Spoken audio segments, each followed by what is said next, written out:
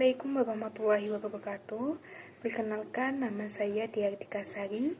Saya dari program studi Tadris Bahasa Indonesia dengan nomor NIM 24207041. Di sini saya akan menjelaskan materi tentang psikolinguistik, yang dimana untuk memenuhi tugas UAS dari mata kuliah linguistik. Apakah itu psikolinguistik? Psikolinguistik adalah cabang linguistik yang mempelajari proses mental dan psikologi yang terlibat dalam penggunaan bahasa.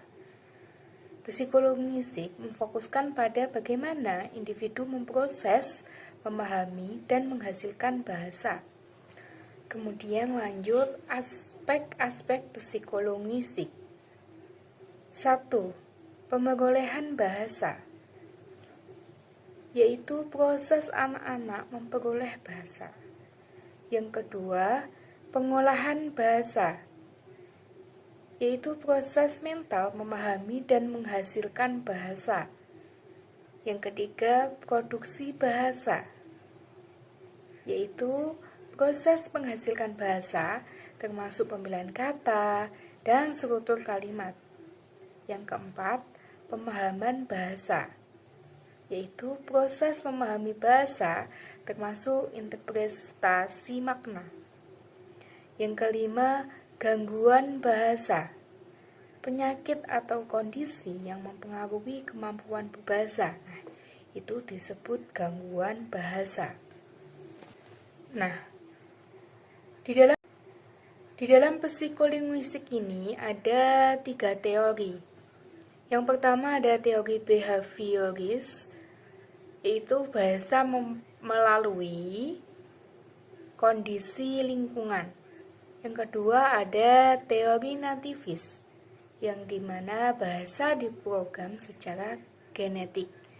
Yang ketiga ada teori interaksionis, yang dimana bahasa dipelajari melalui interaksi sosial. Dilanjutkan dengan proses psikolinguistik. Yang pertama ada pengenalan kata. Yaitu proses mengenali kata-kata. Yang kedua ada pengolahan kalimat, yaitu proses memahami struktur kalimat.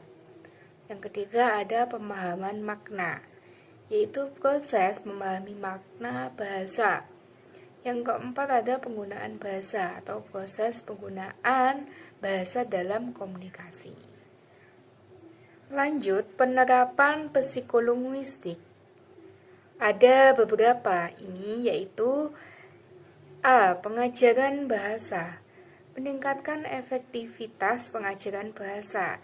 Yang kedua, terapi bahasa, yaitu membantu individu dengan gangguan bahasa.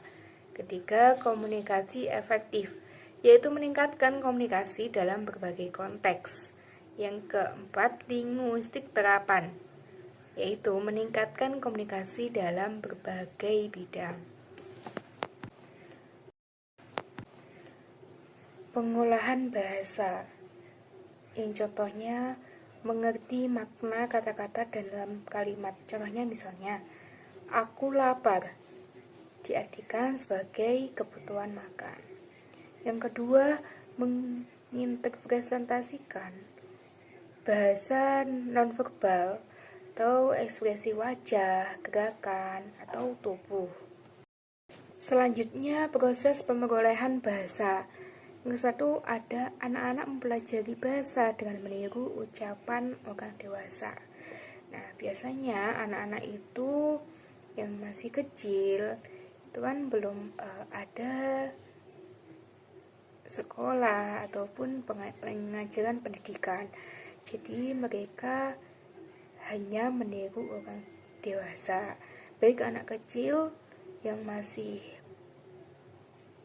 usia balita biasanya cuma bisa ngomong A. Nah, itu merupakan karena pendengarannya dari orang dewasa. Yang kedua ada anak-anak memperoleh bahasa melalui interaksi sosial dengan lingkungan. Jadi seiring berjalannya waktu, interaksi sosial juga berpengaruh kepada perkembangan bahasa anak. Jadi bagaimana lingkungan itu, biasanya anak akan menirukan apa yang ada di lingkungan tersebut. Selanjutnya adalah ciri-ciri psikolinguistik. Yang pertama ada sebagai pendekatan. Yang kedua sebagai penelaah pengetahuan bahasa. Yang ketiga berkaitan dengan proses perkembangan bahasa anak. Dan yang keempat membahas proses yang terjadi pada pembicaraan dan pendengaran di dalam kaitannya dengan bahasa. Yang pada kesimpulannya adalah psikolinguistik adalah disiplin ilmu yang menggabungkan aspek psikologi dan linguistik untuk memahami bagaimana manusia menggunakan bahasa dengan fokus pada proses mental yang terlibat dalam produksi dan pemahaman bahasa serta pengaruh faktor psikologis terhadap interaksi linguistik.